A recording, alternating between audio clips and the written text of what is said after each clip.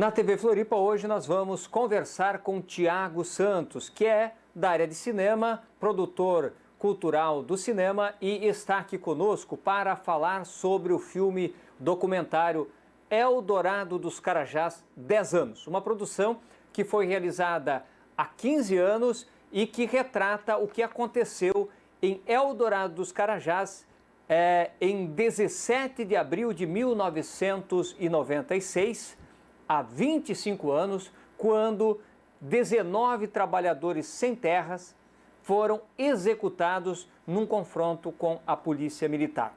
Esse documentário tem o objetivo exatamente de fazer esse resgate, né, Thiago? Tudo bem? Seja bem-vindo ao nosso programa. Como é que foi feita essa produção? Oi, Gilberto, tudo bem? Então, esse documentário, ele, na época que me chegou ele, né, até me surpreendeu, assim, um trabalho, né, um resgate de uma história acontecendo tão longe da gente, sendo aqui nós do sul do país, né, uma realidade também lá do Pará, não que a gente não viva isso aqui no nosso interior de Santa Catarina, mas me cativou muito e me instigou a conhecer o que tinha acontecido lá nesse momento, né, nesse 17 de abril de 1996. Né? A princípio, esse projeto, o diretor ele tinha o intuito de fazer um resgate da história, na verdade, só um registro de depoimentos com sobreviventes de Eldorado. Tá? E, posteriormente a isso, tendo um material muito rico, ele veio com a ideia de, vamos editar isso e criar um documentário. Tá? E, com isso, eu falo que a gente fez o roteiro às avessas, a gente criou o roteiro desse projeto na ilha de edição, né, na finalização, que eu sou o editor do documentário. E o diretor era o Pepe, né? Isso, o diretor é o Pepe Pereira dos Santos. Na tua avaliação, Thiago, esse documentário, esse trabalho conseguiu retratar, passar a ideia daquilo que aconteceu naquela data triste, fatídica? Eu acredito que sim, eu acredito que algumas vezes até eu acabo indo no streaming, né, onde tem o documentário também para ver em outras horas, e as pessoas começam, eu consigo ver os comentários, que são assim, você tem um comentário de 3 meses atrás, de um ano atrás, então as pessoas continuam assistindo esse documentário, né? E isso também é muito importante, que o registro está tendo vida, né? Tá seguindo o seu objetivo, que é passar essa memória e a gente não esquecer do que a gente viveu, o que a gente passou, né? Que é muito importante essa questão da nossa memória. Tá? E os depoimentos são ricos, são pessoas, tem pessoas até novas que na época tinham 20 anos, né? Logo depois estão 30, agora vamos dizer que deve ter uns 35, 45, né? E outros sobreviventes mais idosos que também contam muito o que sofreram, assim, né? Ele é pesado, mas eu acho necessário para a gente não esquecer o que a gente viveu e que a gente vive, né, nesses dias ainda. Bom, e este é também o papel do cinema, Thiago, de você registrar a história, de você contar a história, das pessoas poderem buscar, através da arte, a história de um momento que foi significativo, ainda é marcante na luta dos trabalhadores sem terra, né? Este é o papel do cinema e é um papel que você está envolvido, que você participa e tal. Acho que é fundamental que tenha esse papel também a arte e o cinema, né? Sim, a parte cultural, artística, ela tem um papel fundamental em toda a sociedade, né? A gente pode ir para os primórdios e inscrições rupestres, que já era uma arte, né? E já é uma arte de resgate de história. Tá? E o cinema, além da parte de ficcional, que é a parte de sonho, de lúdico, né? Tem a parte do documentário, que é o que a gente está falando agora, que é um dos pilares, acho que, mais importantes da nossa história, do nosso resgate, tá? E de passar o conhecimento do que a gente viveu para as pessoas. Thiago, e como é que está a situação do cinema neste momento que o país vive de pandemia? Como todo o setor cultural é uma das áreas que mais sente esse impacto e que quem trabalha com isso é que está tendo mais dificuldade até do que muitos outros setores de permanecer, né? Porque esse setor acabou sendo praticamente um dos primeiros a ser paralisados e será um dos últimos a retornar a ter um trabalho mais concreto, mais objetivo, em função do afastamento social e da pandemia. Eu sempre começo, quando falar um pouco da pandemia e da cultura, dizendo que tem que ficar claro que a cultura faz parte, né, de um setor econômico da sociedade que a gente vive agora, né? Eu trabalhar com cultura, a palavra trabalhar, eu trabalho com cultura, né? Eu sou um trabalhador da cultura. Eu sou um trabalhador da cultura que você consome cultura assistindo agora a televisão ou, né, como toda a cultura e principalmente o cinema foi um alento nesses 2 últimos anos, continua sendo, né? Nesse 1 ano, quase 2 anos já de pandemia, tá? Só que, infelizmente, a gente está com um pesar tremendo da falta de incentivos, né, de políticas públicas para a continuidade, não só da parte cinematográfica, do audiovisual, mas toda a parte cultural. Tivemos a Aldir Blanc no ano passado, que estamos agora batalhando esperamos que ela seja prorrogada para esse ano, porque literalmente tem muita gente passando fome, né, muitos trabalhadores da cultura passando fome. Perfeito, Thiago. Eu queria te agradecer pela participação aqui na nossa programação. Na sequência, nós vamos rodar esse filme esse documentário, para que a audiência da TV Floripa possa conhecer mais essa história. Agradecer a importância desse trabalho que vocês realizaram. Relembrar que Eldorado e Carajás foi um momento marcante em que 19 trabalhadores sem terra foram executados num confronto com a Polícia Militar no dia 17 de abril de 1996. Portanto, nós estamos completando nesse ano 25 anos desta tragédia e que ela sirva de alerta para que a gente perceba esse conflito no campo, que ele não terminou.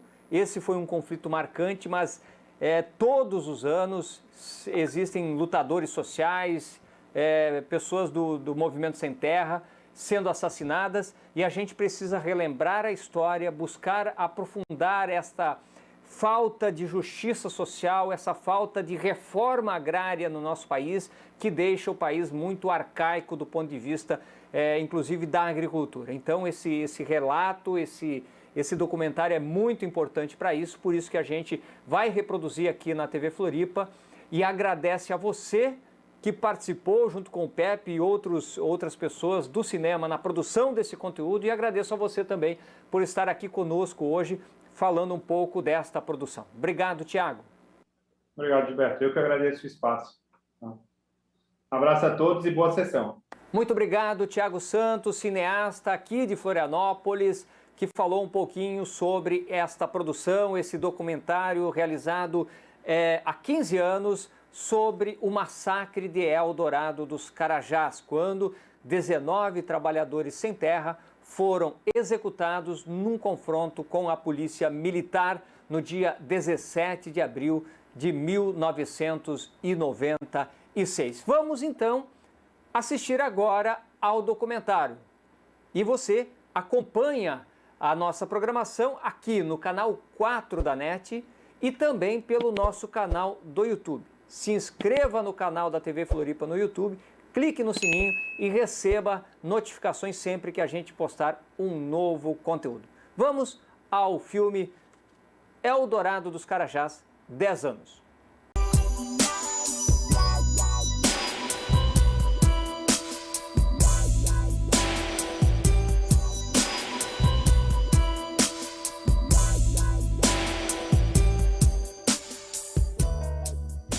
Dia 17 de abril para mim foi assim um evento surpresa, uma coisa que jamais ele pode ser esquecido. Jamais ele pode ser esquecido. Foi uma coisa dolorosa. Eu nunca tinha visto aquilo na minha vida, né? Eu nunca tinha visto nem em filme, né? Só sei contar aquilo que eu vi até o momento onde eles me feriram. A justiça do Brasil, ela não sabe o que é justiça. Agora eu sei e tenho certeza que o que a justiça do Brasil sabe é ser corrupta.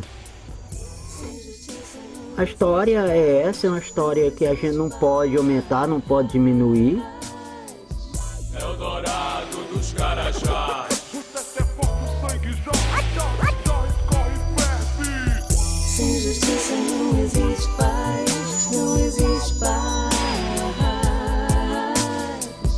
Eldorado dos Carajás. Mas graças a Deus hoje eu estou contando a história, né?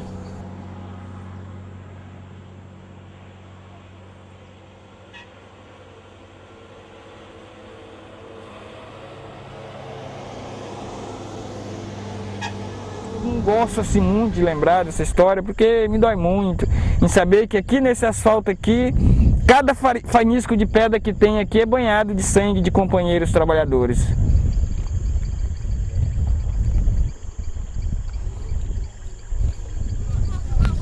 Olha, quando começou mesmo, a gente na luta, que a gente teve essa caminhada até chegar na Curva do S, a gente não pensava que ia acontecer. A gente não pensava que ia acontecer.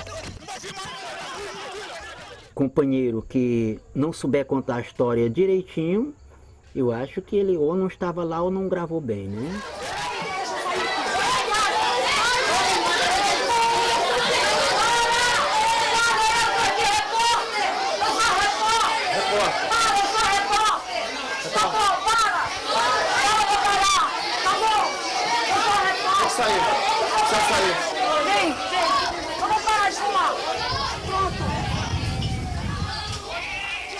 Só tem mulher e criança dentro, bicho. Só mulher e criança dentro. Só mulher e criança, avisa aí. Só tem mulher e criança lá, vem! Só mulher e criança. Para! Só tem mulher e criança aí dentro! Só tem mulher e criança lá! Só tem mulher e criança! Para de atirar! Só tem mulher e criança! Nunca tiveram tratamento psicológico. A situação deles, assim, é muito grave. O tempo todo eles ficam pensando. É muito difícil eles esquecerem, porque eles estão vendo todo dia uma pessoa, né? Ou fala com uma viúva, ou ele fala com um filho, ou vê uma pessoa que tem uma bala ainda alojada. Eu mantive contato com eles pela primeira vez em 98, em março de 98, né? Um grupo de sobreviventes, porque eles estavam... E isso é verdade, é incrível, né? Eles ainda estavam, parece que o massacre tinha acontecido um dia antes. Eles estavam assim, com um problema sério de saúde, bala alojada, os ferimentos ainda não cicatrizados, né? Essa história ela foi esquecida quase que os mutilados. E os mutilados faz parte dessa história. Falar do massacre e não falar dos mutilados, não está falando do massacre. Está falando da chacina que aconteceu em 96. Então, para falar do massacre, nós temos que incluir o massacre, incluir viúva, incluir mutilado, incluir filho de mutilado, porque esses vivem ainda o massacre. Eu sou uma das vítimas de Eldorado dos Carajás, né? E aí até hoje, é um sofrimento pra gente relembrar de novo e contar essa história, mas, como é que se diz, eu sou desde o começo dessa luta para conseguir um pedaço de terra. Aí nós saímos uma grande comissão do acampamento a destino a Marabá. Aí com 3 dias chegamos na Curva do S e sentemos com a militância e vimos que as crianças, as mulheres estavam muito cansadas e que não ia aguentar a caminhada, né? Principalmente pelas crianças e pelas mulheres. Aí fizemos um acampamento, né? Na BR-150 e ocupamos a estrada. Aí por volta das 4 e pouco, mais 5 horas, veio uma comissão de Marabá, aí não sei se era sargento, tenente, que sentou com a militância e pediu qual era o objetivo nosso por ocupar a estrada. Aí sentemos com ele e culpemos que nós queríamos uma negociação para vocês arrumar um ônibus para locomover as crianças e as mulheres até Marabá. Aí ele, de acordo, disse que ia sentar com a prefeitura, com os órgãos, ia adquirir, né? Aí foi nada disso, foi concluído não. Quando eles vieram, foram com um batalhão de Marabá, outro de Paraupeba, cruzaram um caminhão no meio da estrada e, de acordo com eles mesmos, era tirar o vivo ou morto, né? E nada disso aconteceu, de ônibus aparecer para levar ninguém. Como se demos conta, foi bala para cima de bala e nego caindo morto. Rapaz, naquele dia eu não gosto nem de me lembrar. Quando eu me lembro, eu fico nervosa. Fico nervosa? Eu fico nervosa. Quer passar? Parece que quando eu me lembro, parece que eu estou vendo. Se eu me lembro, se eu me deito de noite, se a gente quer, muitas vezes a gente roda assim o juízo, né? A gente medita. Quando eu fico imaginando aquilo, de noite eu quase não posso dormir. Quando eu fecho os olhos, eu estou vendo tudinho. Eu ia morrer, que eu ia entrar de peito. Quando eu fui chegar na beira da pista, ela se vinha ele balear.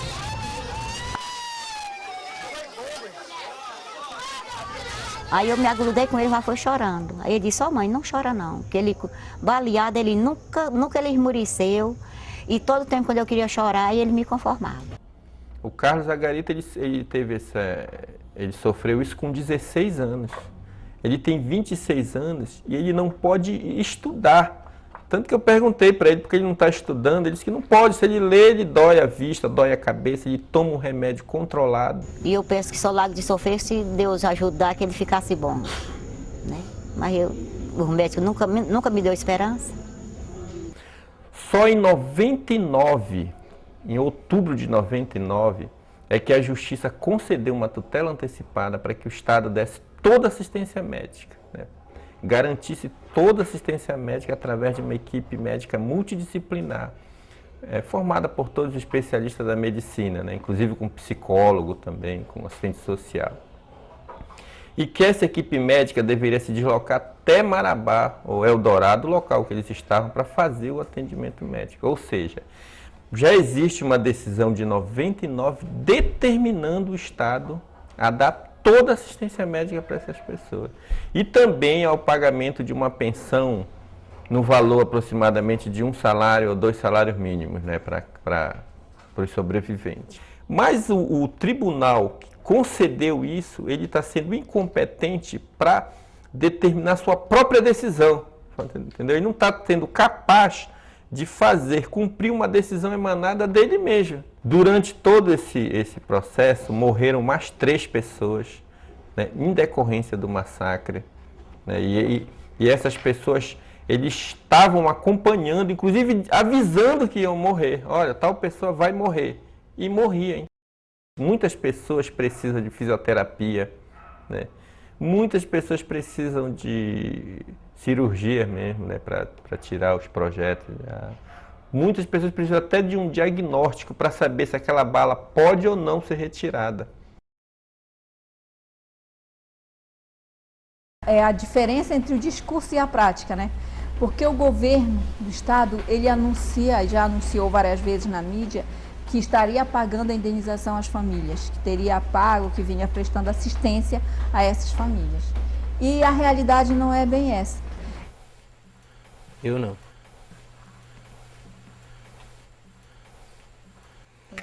Eu tenho um processo aí rolando aí na justiça aí, negócio das ações que nós entramos com ação aí contra o Estado. Uma parte dos companheiros aí conseguiram pegar uma tutela antecipada aí, que é um saláriozinho. Outra parte está aguardando aí ver se consegue também, nunca conseguiu. Agora já entraram, foi tantas vezes que a gente já foi para Belém fazendo vaquinha para pagar passagem. Isso é um negócio de um tratamento que eles dizem que estão tratando todos os mutilados. A gente vai lá. Se você estiver doente, estiver morrendo, mas se não estiver doendo aqui no lugar onde foi a bala, não foi do massacre, então eles não tratam a gente. O governo paga um salário, mas só paga para 20. Faltam ainda 55 para receber salário. Tem um negócio aí de uma indenização que não aparece, mas eu não tenho fé de aparecer essa indenização não. E diz assim, aparece não. A gente tem que conversar muito, é pouco, viu, comadre? Ainda mais do jeito que aconteceu comigo, aconteceu com meu filho, com minha menina, que minha menina era para estar também no meio. Não está porque não está mesmo, mas ela estava também no meio, como todo mundo sabe. Né? Tem uma filha também que andou, foi com a moto aí também. Todo mundo sabe aí que andei, foi com ela aí. Não tem telecom, andei com ela aí. Ela doida por causa do que aconteceu. Eu ter visto meu menino na situação que vi. É a primeira vez eu vi ele. Na hora que atiraram nele, que ele caiu, eu vi. Era só assim com aquele de terra. Estou com ela, justamente, estou com ela. Mas é por quê? É porque desde o início que eu estava trabalhando em cima dele, eu fiquei sem meu filho. Né? Será que eu tinha precisão de ficar sem ele? Não tinha precisão de ficar sem ele, não. Eu trabalhava, o meu era o braço direito do pai. Hoje, eu e ele, na situação que nós estamos, né? Eu fui tirando as balas aos poucos. Até hoje ainda tem 3 ainda. Onde estão alojados? Tem uma no meio do pé, outra aqui na polpa aqui atrás, né? E outra aqui em cima do braço. E aí, graças a Deus, hoje eu me conto que eu sou um homem vitorioso. Por tudo que eu passei, eu acho que ainda está contando uma história dessa aqui, para mim, é um privilégio, né? Não, já. Vamos fora. Eles me botaram para dentro de um ônibus de Marabá. Aí eles pegaram um pau, me desceram no ombro, me deram paulada na cabeça, falaram que eu tinha que contar o nome dos líderes todinho, né? Eu acho que eles estavam procurando assim, tipo as lideranças, né?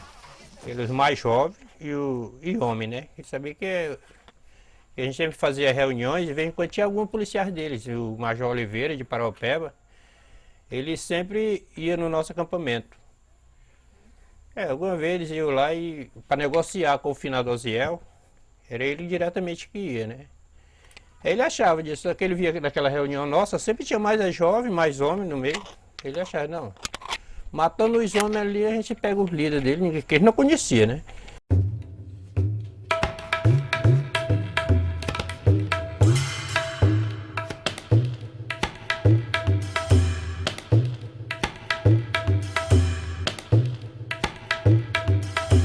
Aqui mesmo, no meio do asfalto aqui, algumas pessoas que já estavam deitadas, ele chegava, punhava a arma e atirava. Já a pessoa deitada, não se sabia se estava morto, mas ele atirava para prevenir que ele tinha matado mesmo a pessoa. Logo aqui nessa região aqui foi onde eu fui baleado. Aqui é onde pegou 3 tiros nas minhas pernas.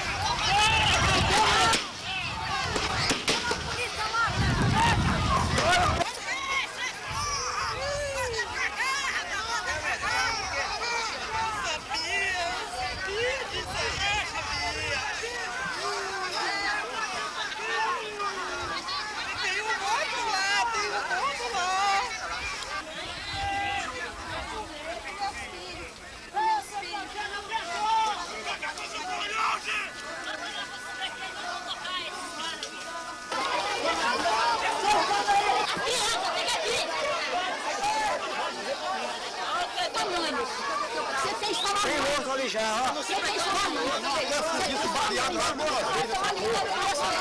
E a bala tá dentro.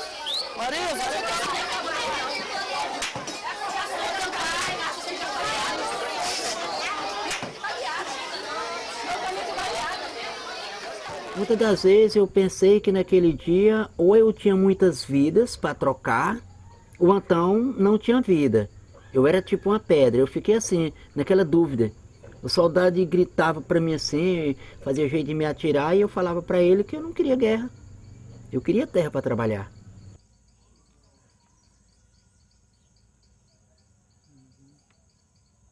Todas as vezes que a existência do sem terra se choca com a necessidade da preservação do patrimônio daqueles que controlam o poder econômico e são beneficiados pela concentração desse patrimônio, nessa hora as forças da repressão são chamadas para dar conta do problema. E elas dão. Essas chacinas, elas existem latentemente em todos os lugares onde existam aqueles que são deserdados pelo sistema, né, e cuja presença incomode aqueles que são os donos do poder. Foi isso que aconteceu no Eldorado do Carajás, e isso com certeza não terá sido o último dos acontecimentos. Por ora, foi preciso baixar a bola porque a repercussão da coisa foi muito séria, certo? Mas não se pode descartar em momento nenhum a ocorrência de um outro evento dessa natureza. É só essas condições se reproduzirem em algum lugar. Vai haver isso de novo. Nos últimos 33 anos, no Pará, foram assassinados no campo 772 trabalhadores.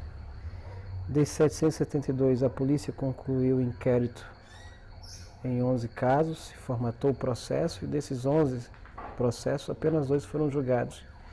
Desses 2 julgamentos, não se produziu nenhuma condenação satisfatória. É como é que você vê, né? Justiça, hoje nesse Pará, hoje justiça é uma pouca vergonha. Porque como é que uma pessoa tira a vida de muitas pessoas e hoje está aí, ó. Houve, né, investigação própria do Ministério Público, né, direta, minha, por exemplo, né, e houve a investigação, o inquérito policial militar e o inquérito policial civil. Só que os próprios réus criaram dificuldades para as investigações. Aí que tá. Eles, como policiais, que tinham o poder, o domínio de fato da situação, eles criaram obstáculos que dificultaram enormemente todas as investigações.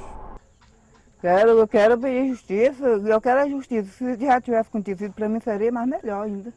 Já está faz tempo, não faz? Eu sei, acho que do tempo que aconteceu, já deveria ter acontecido a justiça. A justiça para quem fez isso aí não foi justiça. Para mim não foi justiça. Porque tanta gente que morreu, era para ter acontecido a justiça muito mais antes. Muito mais pesada. Para ele não teve justiça pesada, não teve nada. Agora quem morreu, está debaixo da terra, tem justiça pesada para eles todo tempo, né? Eu não sou chegada a falar isso, não sei agora. Eu sinto nervosa. Eu sinto tudo por dentro. Porque teve 2 julgamentos. Primeiro nós fomos, o pessoal aqui dessa 17 foi tudo para Belém, acampamos lá, passaram muito tempo acampado, esperando esse julgamento, contando que eles iam ser condenados, né?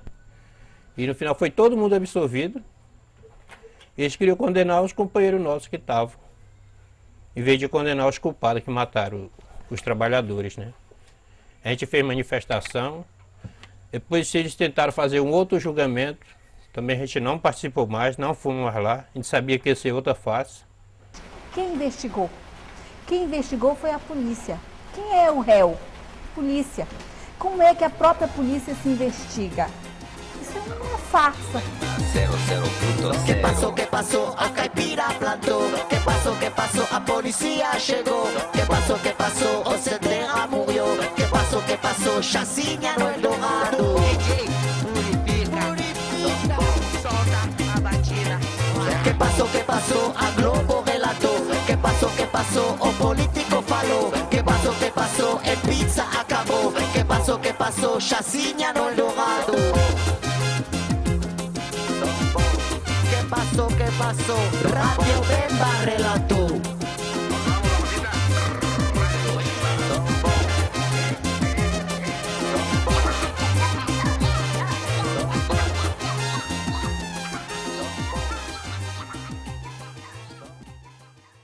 Da melhor maneira possível, nós estamos tentando contar a nossa história para ver se contando a nossa história, alguém ouve. Para ter justiça tinha que estar todo mundo pagando por que fez, os que fizeram. Nós de boa, esgarratando dente, comendo do bom e do melhor, e as famílias do que morreu passando o que passa. A justiça brasileira como um todo não é? Ela é tão podre quanto é o parlamento, ela é tão podre quanto são, não é, os representantes do executivo. Ela tem que ser necessariamente uma justiça parcial, porque só assim ela contempla a necessidade de preservação desse sistema na sua desigualdade essencial. É um sistema desigual, tem que continuar sendo desigual, porque para ele atender aos objetivos que ele tem, é necessário que ele seja desigual, e a justiça está exatamente aí para completar isso. Se as pessoas não são punidas, as pessoas cometem um crime, eternamente continuam recorrendo, basta ter um bom advogado para recorrer. Inúmeros recursos são apresentados e essa pessoa nunca paga pelo crime que cometeu, lógico que isso é um grande estímulo para a violência. Isso só acontece no Brasil, porque em outros países a pessoa é condenada e vai para a cadeia. Quando é acusado o Estado ou o seu agente, como é o caso, são agentes do Estado que foram acusados pela morte, pelo massacre, não deveria ser investigado sequer pela esfera estadual. Nós tivemos um grande exemplo que foi com o assassinato da irmã Dorothy. Com o assassinato dela, a ordem, ela solicitou ao Ministério Público Federal que pedisse o deslocamento da competência.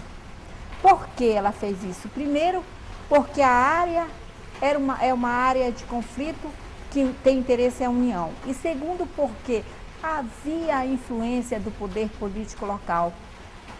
Então, em razão disso, a ordem avaliou que, investigado pela Polícia Federal, não iria sofrer essa interferência. E deu certo. São três situações realmente muito diferentes, né? Eldorado do Carajás, embora foram feitos 2 julgamentos, não produziu nenhuma condenação, né? O Fusquinha, 2 anos depois, não foi concluído nenhum inquérito, não foi formulado um processo nos moldes clássicos que a gente conhece e nem houve nenhuma condenação. Quem são os réus? São somente os latifundiários? São somente os grileiros? Não. Existe uma corresponsabilidade do Estado, tanto do Estado federado, Estado do Pará, como da União. A União porque não implantou efetivamente a reforma agrária, como há tantos anos ela é prometida aos trabalhadores rurais, e o Estado do Pará por ter uma política nítida de criminalização dos movimentos sociais, dos trabalhadores rurais e de apoio aos grileiros, aos fazendeiros e aos latifundiários.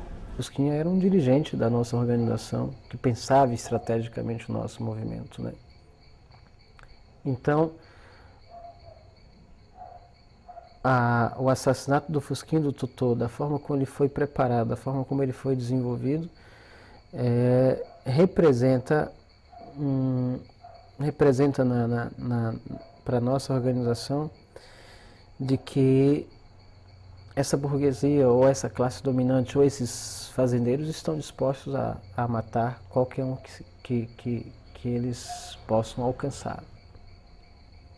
A luta nesse estado é uma luta, né, em que os movimentos sociais, os camponeses, a classe trabalhadora organizada em geral, buscam conquistar ou abrir espaços, né, para que suas reivindicações penetrem com muito mais profundidade. Obviamente é uma série de impedimentos, né? Primeiro, a esse comportamento reacionário, a esse comportamento mesquinho por parte da classe dominante, que aceita na definição de tarefas, na definição do que a Amazônia pode dar, uma tarefa muito pobre, que é acumular a partir do desmatamento, a partir da criação de gado, né? Quando a gente procura reivindicar, quando nós reivindicamos a reforma agrária na Amazônia, nós queremos que os camponeses se tornem guardiões da biodiversidade da Amazônia. É muito importante o povo brasileiro que não vive aqui saber que a Amazônia hoje continua sendo predada, sendo espoliada e que a população que vive aqui não tem nenhum benefício das riquezas que há aqui. Desde os povos indígenas, que ainda há muitos aqui, até os camponeses que vieram para trabalhar na terra, e as populações que por alguma maneira vem engrossar as cidades aqui da região, elas não têm absolutamente nenhuma função, não há trabalho para eles, não há serviços públicos. Então nós vivemos uma população extremamente pobre e miserável, que vive num território rico, mas que essas riquezas são utilizadas para acumulação do capital internacional e engordar as contas das transnacionais. O grande impacto que o agronegócio tem é o da destruição da natureza. É uma promessa terrível de destruição da Amazônia a médio e a longo prazo.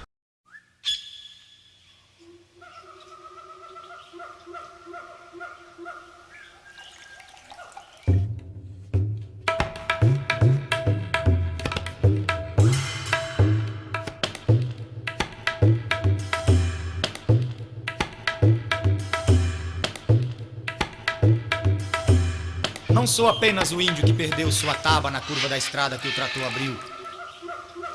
Quando arrancou mãe floresta, quebrou minha flecha, deturpou minha festa e quase ninguém viu. Não quero esse lero-lero de quem diz não posso, coitado, ai de mim. Se a Amazônia dá um grito, nós gritamos juntos e rezamos assim. Ave, ave, santa árvore, pai nosso do palmital. Pão nosso do santo fruto, ribeirinho enfrenta o mal. Do homem que traz a cerca, planta capim, faz curral, amparado num projeto de violência brutal, onde o humano é esquecido e o boi querido é o tal.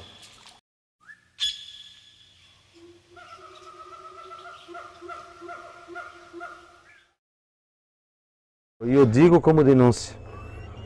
Agora, o governo está fazendo alianças com o capital chinês, que tem interesse nos minérios do Brasil, que é a maior reserva do mundo.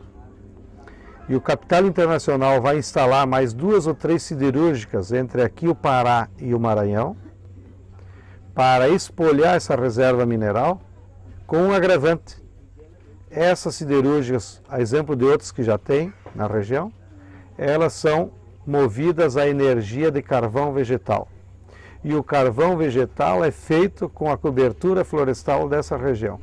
E quando os ambientalistas denunciam, aí as siderúrgicas então estimulam as plantações homogêneas de eucalipto, que é uma afronta à biodiversidade da região, porque o eucalipto não chega a ser nem uma floresta, porque a planta do eucalipto é uma planta híbrida que não dá flor, não dá fruto, e nas plantações homogêneas sequer se cria formiga. Então isso é uma agressão ao meio ambiente da Amazônia.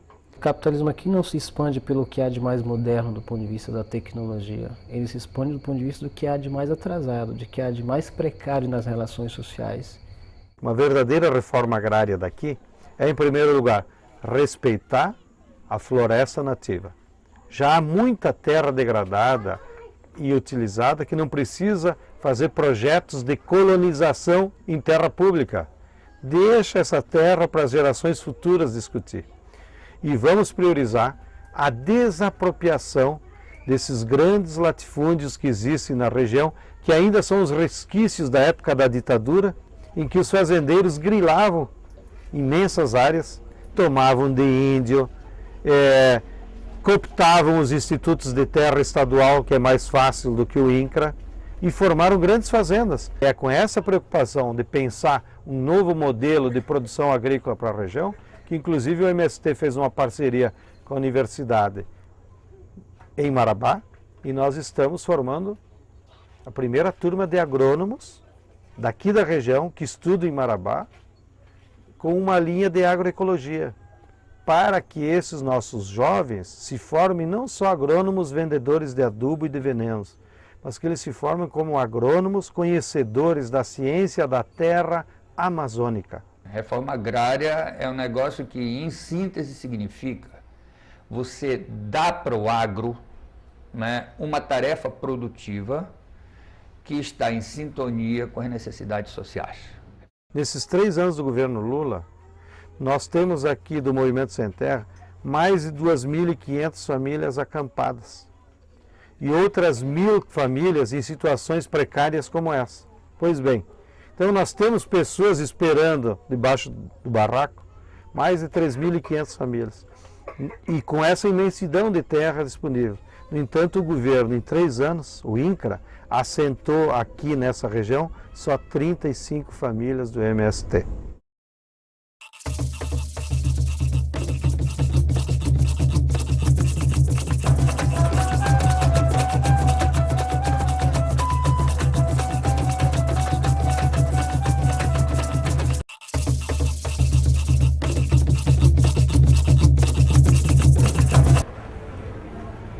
O maior desenvolvimento aqui da nossa região aqui são os assentamentos. Inclusive pega 17 de abril e outros que tem por aí, né?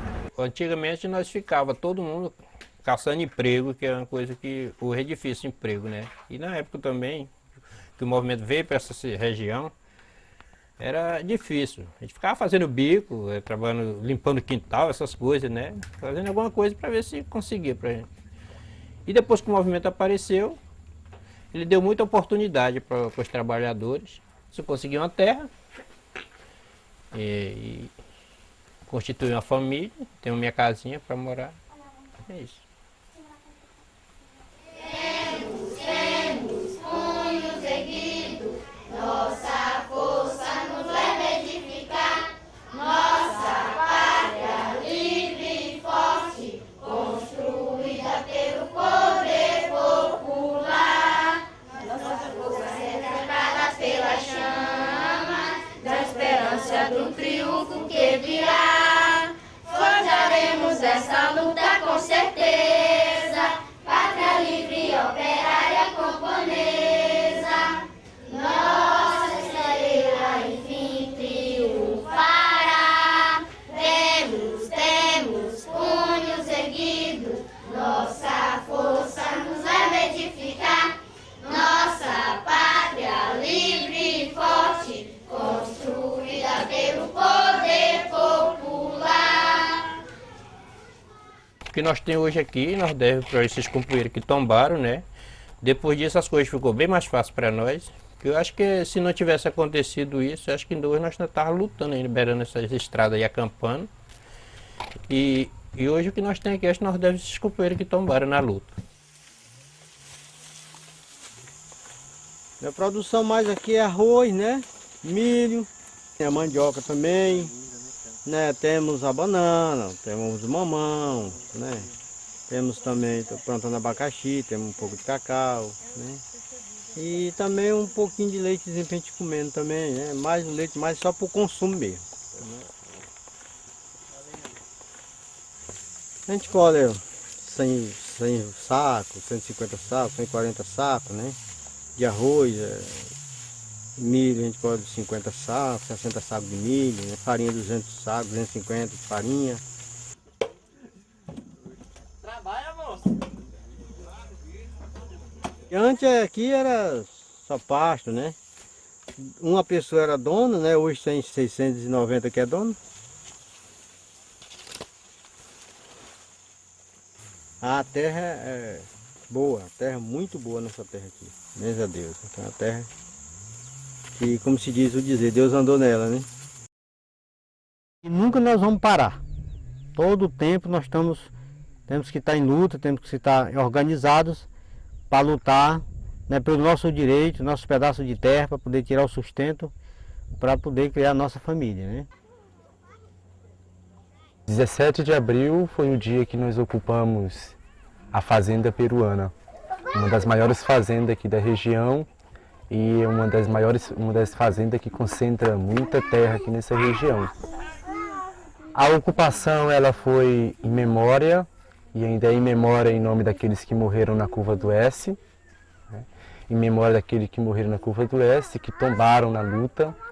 E como percebe, então, como vocês percebem, é uma luta travada contra o latifúndio que nós travamos e em memória daqueles que sobretudo, ainda um caso de Eldorado dos Carajás, o massacre de Eldorado dos Carajás que está impune, também em resposta a isso, né, que nós ocupamos esse grande latifúndio.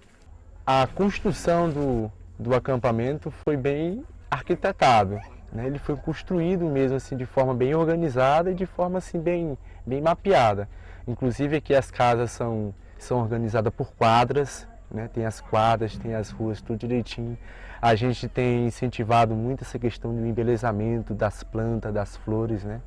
E as casas, a orientação que nós pedimos que construísse mesmo, casas mesmo, né? Fosse de palha, mas com paus bem forte, bem fornido, para simbolizar de que aqui realmente é a terra que nós queremos morar, é aqui que nós queremos ficar. E na verdade as casas, os barracos simbolizam muito isso, a resistência, né? Que nós ficamos com muita firmeza que é aqui que nós queremos construir um assentamento.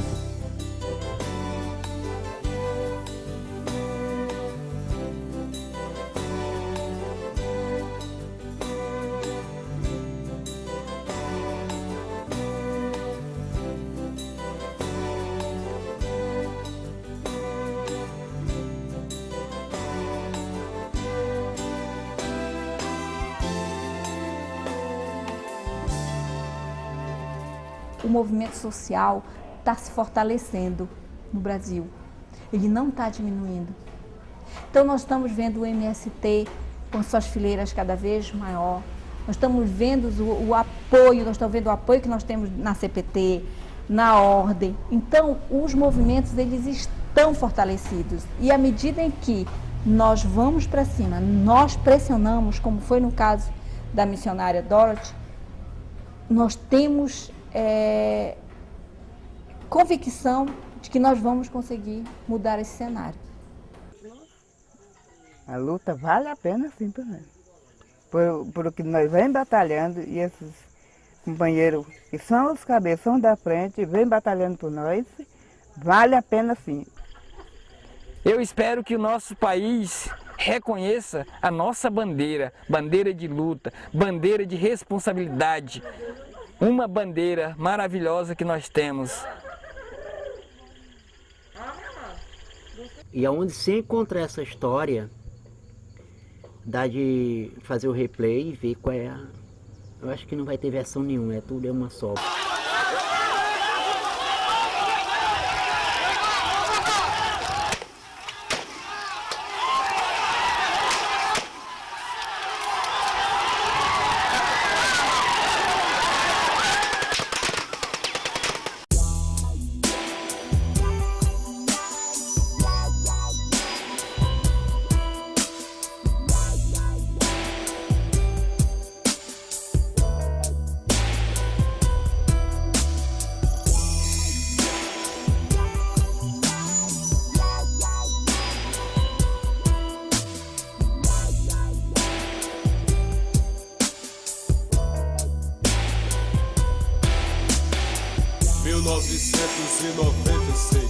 Quarta-feira, 17 de abril, Eldorado dos Carajás, sul do Pará, Brasil. Lá onde só Deus sabe o que acontece. BA 150, curva do S. Por mais de um dia, 1.200 sem terras bloqueiam a rodovia.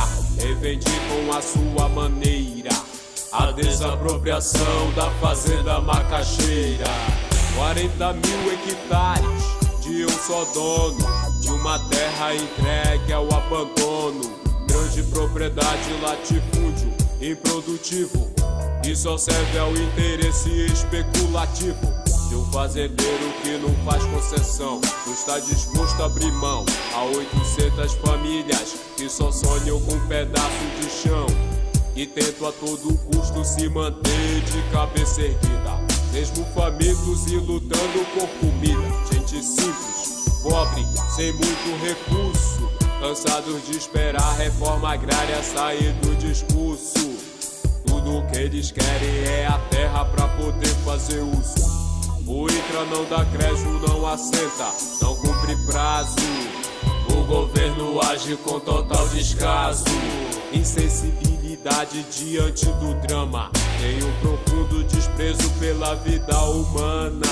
Planejo que ninguém imagina, enquanto a hora da matança se aproxima. Sem justiça não existe paz, não existe paz. Sem justiça não existe